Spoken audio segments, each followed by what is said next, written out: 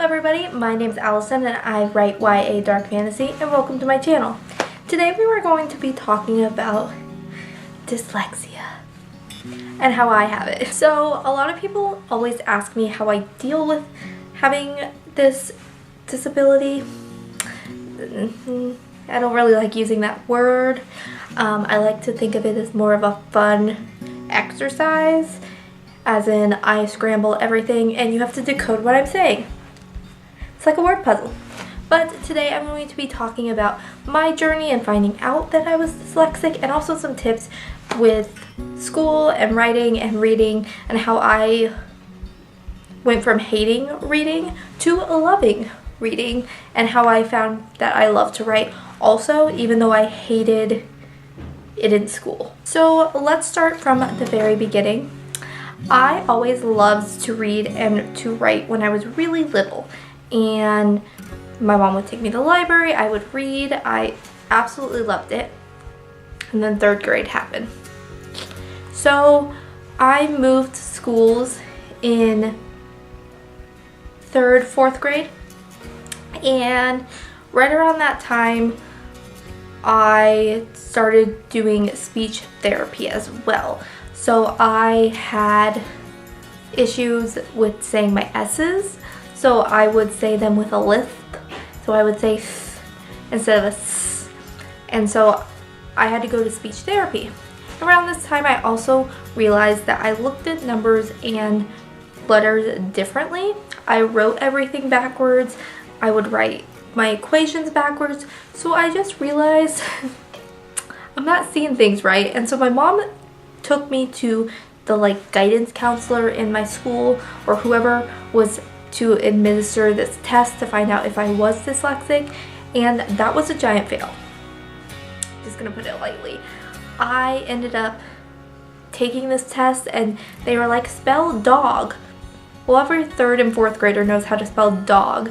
That's not my issue. It's when I look at words and I'm like, I don't know what that says.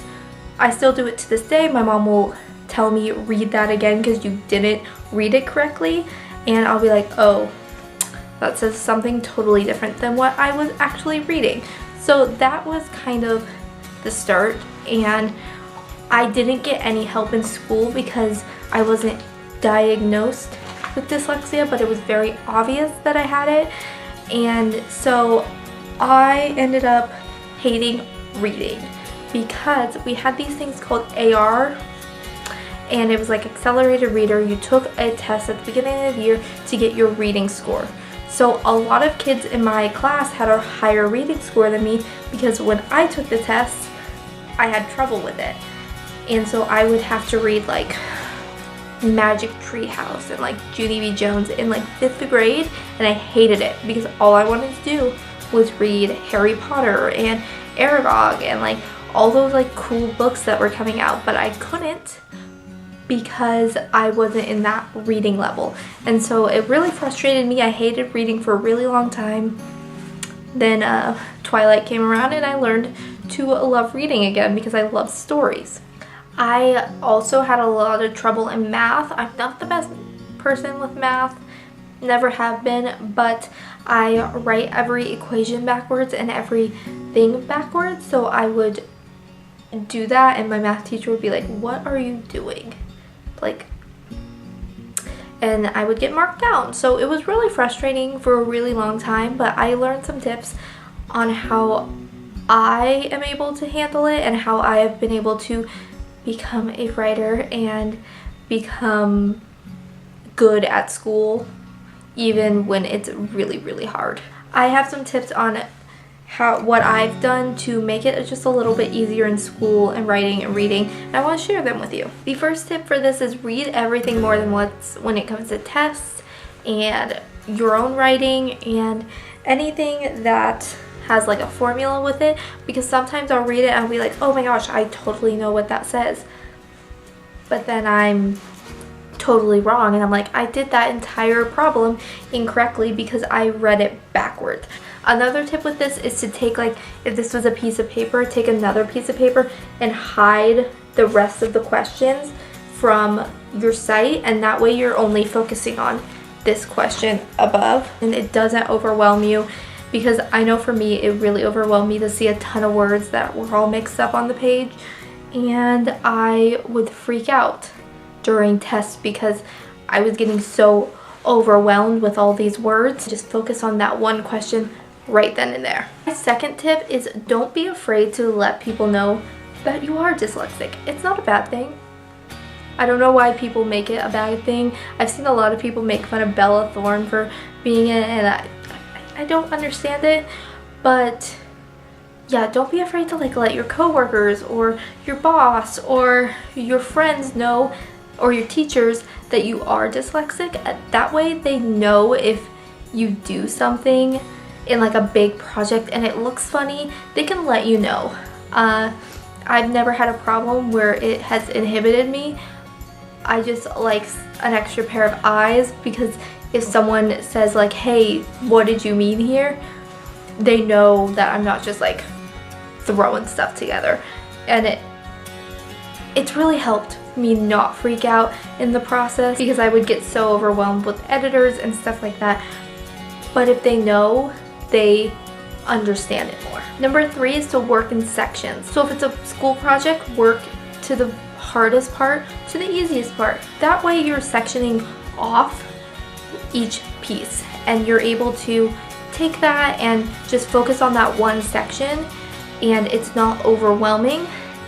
This goes for writing too. If you're editing or if you're writing, think about one section at a time, one scene at a time. Just think about only that, and it will really help your brain to focus on one thing, and your brain to be able to see the words correctly or somewhat correctly. Number 4 is use the technology that we have nowadays to your advantage. Things like Grammarly, audiobooks, text-to-speech. All of those things are readily available for you, and they help so much. Grammarly has been my best friend recently with writing, and I love it. I pay for the premium, $30 a month to have the premium Grammarly, but you don't need that. You can just use the regular Grammarly on your computer, and it helps a ton. Also, audiobooks. I listen to a lot of my school books on audiobook. Also, for writers, text-to-speech, or even college students, text-to-speech is so important to me, because I will put in a chapter or a section I'm working on, even a paper, and I'll have them Google or my Word read my words back, and if something sounds funny, I go back and I look at that section, and I'm able to pick out the weird things that I've done in the sentences. So it just reads everything aloud, and you really get to hear what you're writing. And number 5 is to practice. I know that sounds really dumb, but really it takes a lot of practice to learn to love reading and writing and spelling.